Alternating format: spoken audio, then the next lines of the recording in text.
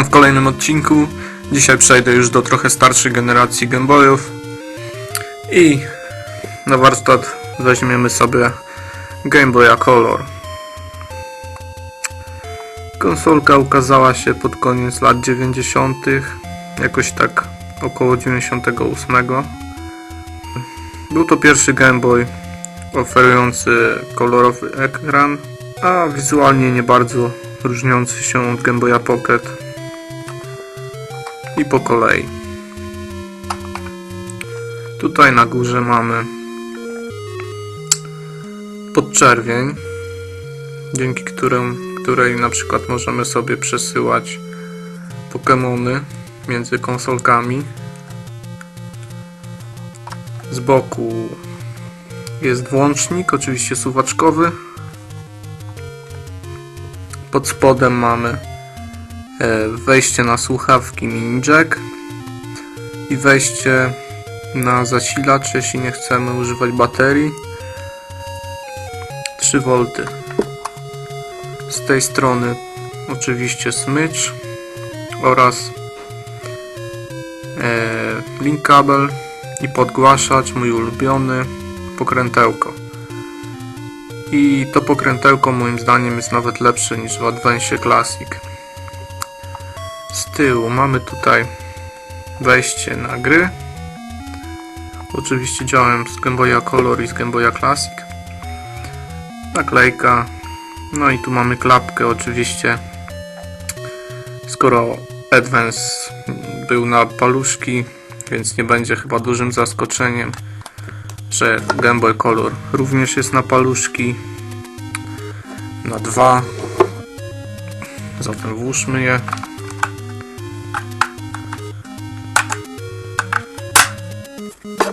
Klapka oczywiście też lubi się psuć. Tutaj ten cyndzel jest nawet większy.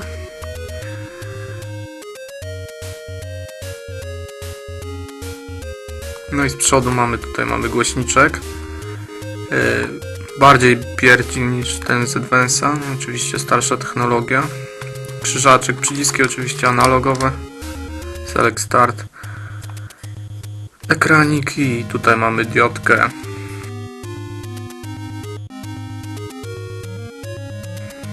No i w tej chwili nie ma gry, więc pojawia się tylko taki ekranik.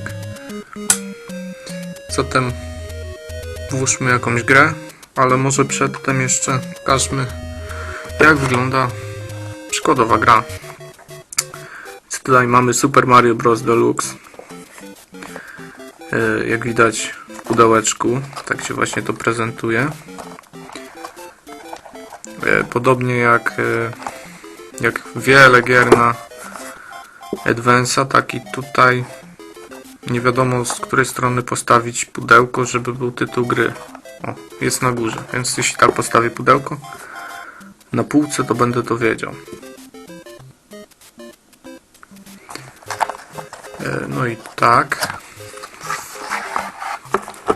Oczywiście w pudełku jest instrukcja obsługi, czarno-biała,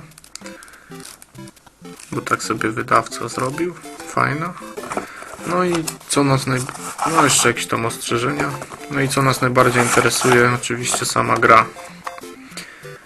Grę już prezentowałem przy okazji pokazywania Game Boya. I zobaczmy może, jak gierka będzie wyglądać na kolorku. Gierka wsadzona. Jak widać, nie wygląda to może tak estetycznie jak w przypadku Game Boya Advance, no ale inny kształt kartridży niestety wymusza takie rozwiązania. Zatem włączamy.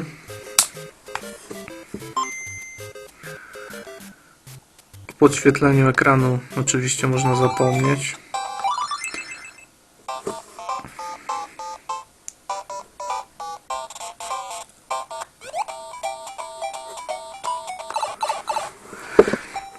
Ekran jest jaśniejszy niż w przypadku Game Boya Advance.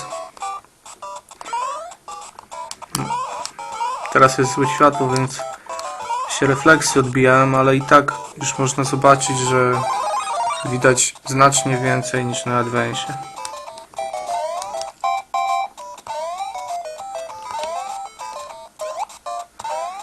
Granie jest wygodne. Przyciski chodzą miękko jak to analogi. Na Colora jest dużo, bardzo dużo fajnych gier. Oczywiście graficznie ubogich, bo jest to jednak procesorek od ZX Spectrum. Niemniej gra się fajnie. Zdecydowanie przyjemniej niż na Advance Classic bez podświetlenia, ponieważ ten ekran jest jaśniejszy. Rzućmy okiem na jakąś inną grę. Niech to będzie na przykład Martian Revenge.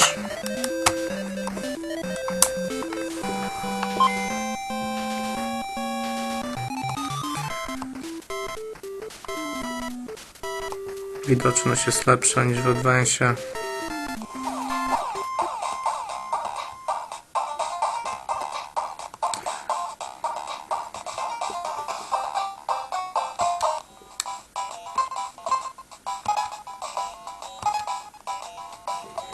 No i tu poruszamy się Marsjaninem.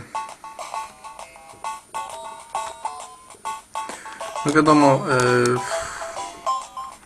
ekran sporo traci przez nie najlepszą jakość kamery, ale generalnie grając w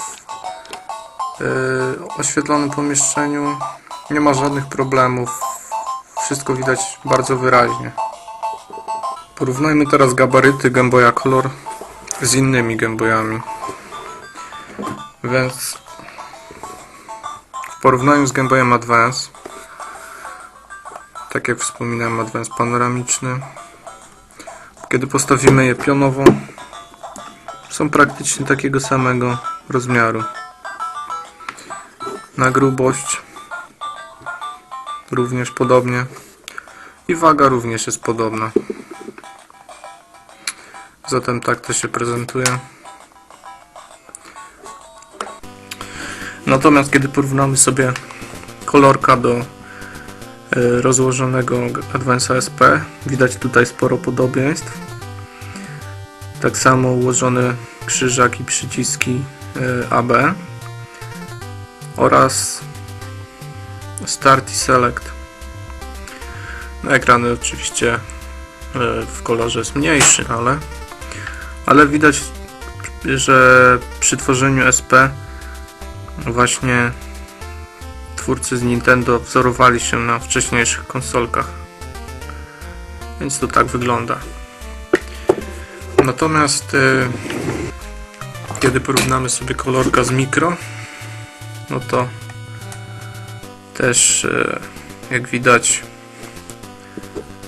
nie ma co porównywać. Mikro jest malutki. Ekran w Game Boyu Micro jest takiej szerokości, no może ciut mniejszej niż ekran Game Boya Color. Natomiast jest niższy, jest prostokątny, a tutaj mamy kwadratowy ekran. Natomiast co mi się tutaj nie podoba, pomarudzę trochę oczywiście na klapkę. Znaczy już nie będę wspominał o tym fakcie, że tutaj ten skobelek lubi się wyłamywać, ale po prostu ściszmy. Po prostu klapka jest ułożona w takim miejscu, że cały czas grając ma ona kontakt z naszymi rękami. O, cały czas po prostu grając dotykamy klapki i po prostu w ten sposób, no nie wiem, czy można ją w ten sposób uszkodzić, no ale nie jest ona idealnie spasowana i puka. Tu nie puka, a tu puka. No i grając nasze palce cały czas mają kontakt z klapką. W Advance'ie tego nie ma, bo Advance'a trzymamy tak, klapeczka jest po środku i akurat nasze palce mają niewielką styczność, jeśli w ogóle. Tutaj natomiast cały czas trzymamy w łapie klapkę. No i to jest właśnie taki mankament. Jestem sympatykiem tej konsolki, więc jestem dość subiektywny w jej ocenie. Dlatego właśnie poza umiejscowieniem tej klapki nie znajduję zbyt wielu grzechów tego sprzętu. A tutaj jest włączona gierka, to popatrzcie przez chwilę. Jest to Bugs Bunny Crazy Castle. W gierce chodzi o to, żeby zdobywać kluczyki i przechodzić na dalsze levele. Przyjemna gierka. Chociaż trochę zabugowana, ale fajna. No ale nie ma co nie gadać. Więc ogólnie Game Boy Color aż tak wielu wad nie posiada, przynajmniej dla mnie. Podsumowując, konsolka Game Boy Color jest to bardzo sympatyczny sprzęt, wygodny w użyciu. Jak się kupi dobre paluszki, starczają na jakieś 6-7 godzin grania. Ekran jest fajny, jaśniejszy niż w Advance'ie, fajnie widać. Dlatego z czystym sumieniem mogę polecić wam tą konsolkę, jeśli oczywiście nie zabije was prymitywna grafika rodem z Pegasusa, czy NES-a, jak to woli. I jeśli nie straszą was dość proste gry, jeśli lubicie old school, to ta konsolka na pewno przypadnie wam do gustu.